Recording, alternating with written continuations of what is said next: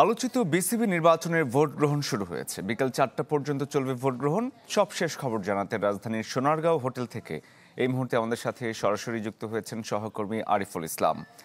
আরিফ, আলোচিত এবং সমালোচিত বিসিবি নির্বাচনী আমেজ কেমন দেখছেন সেখানে?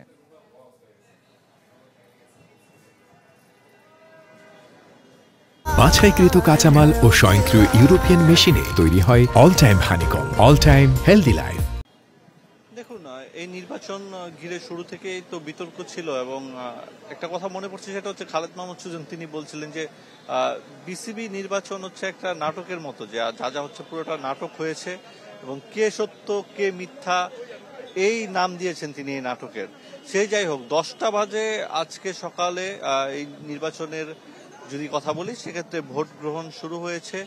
তবে এখন পর্যন্ত যদি বলি, যারা হচ্ছে ভোট দিবেন তাদের উপস্থিতি যে খুব বেশি সেটা আমাদের চোখে পড়েনি। মাত্র তো শুরু হলো, আমরা রয়েছি রাজধানীর সোনারগাঁ হোটেলে, সেখানকার পরিস্থিতি আপনাদেরকে জানাচ্ছি এবং একই সঙ্গে সেখানকার যে আমেজ সেটা দেখানোর চেষ্টা করছি।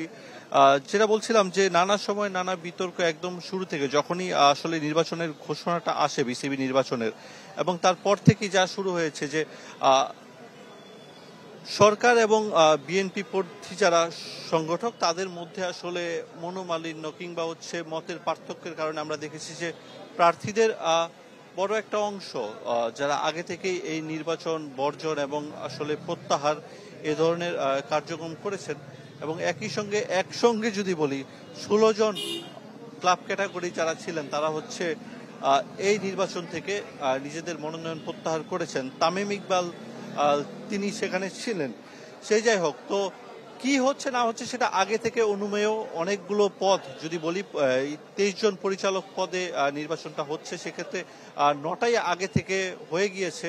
তো বাকি যে কার্যক্রম সেগুলো আজকে চলবে এবং ভোট গ্রহণের পর পরিচালক নির্বাচন হওয়ার পর তারপর হচ্ছে সন্ধ্যা নাগাদ আমরা সভাপতি এবং সহসভাপতি সেই পদে কারা আসবেন সেটা জানতে পারবো। তবে যেটা বিষয় যে আমিনুল ইসলাম বুলবুল তিনি থাকছেন সেই রকম গুঞ্জন রয়েছে এবং তার প্রভাব সব থেকে বেশি থাকছেন বলে জানা গেছে। আরিফ, ধন্যবাদ আপনাকে।